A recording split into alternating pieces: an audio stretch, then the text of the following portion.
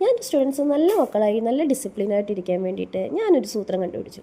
അതാണ് ഇത് വേറൊന്നല്ല, അവർ ചെയ്യുന്ന ഓരോ പ്രവൃത്തിക്കും അവർക്ക് സ്റ്റാർ ഉണ്ട്. അതായത് റെസ്പോൺസിബിലിറ്റി, റെസ്പെക്റ്റ്, ഡിസിപ്ലിൻ.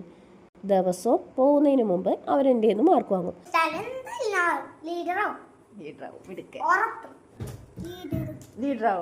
അതെ, അവരുടെ ആഗ്രഹം ഇതാണ്, ലീഡർ ആവണം. ഏറ്റവും കൂടുതൽ സ്റ്റാർ കിട്ടുന്ന ആളായിരിക്കും ആ ആഴ്ചയിലെ ലീഡർ. അതിനു വേണ്ടിയിട്ട് അവർ നല്ലോണം പ്രയത്നിക്കും, നല്ല കുട്ടികളായിട്ട് പഠിക്കുകയും ചെയ്യുന്നുണ്ട്. ഇപ്പം നിങ്ങൾ വിചാരിക്കുന്നുണ്ടാവും, ഇതൊരു ചെറിയ ട്യൂഷൻ ക്ലാസ് അല്ലേ, ഇവിടെയൊക്കെ ലീഡറിൻ്റെ ഒക്കെ ആവശ്യമുണ്ടോയെന്ന്. എൻ്റെ ഒരു പോളിസി എന്താണെന്നറിയോ? വീട്ടിലാണെങ്കിലും സ്കൂളിലാണെങ്കിലും അത് ട്യൂഷനാണെങ്കിലും നമ്മൾ പഠിക്കുന്നതാണ് നമ്മൾ നമ്മുടെ സൊസൈറ്റിക്ക് കാണിക്കുന്നത്.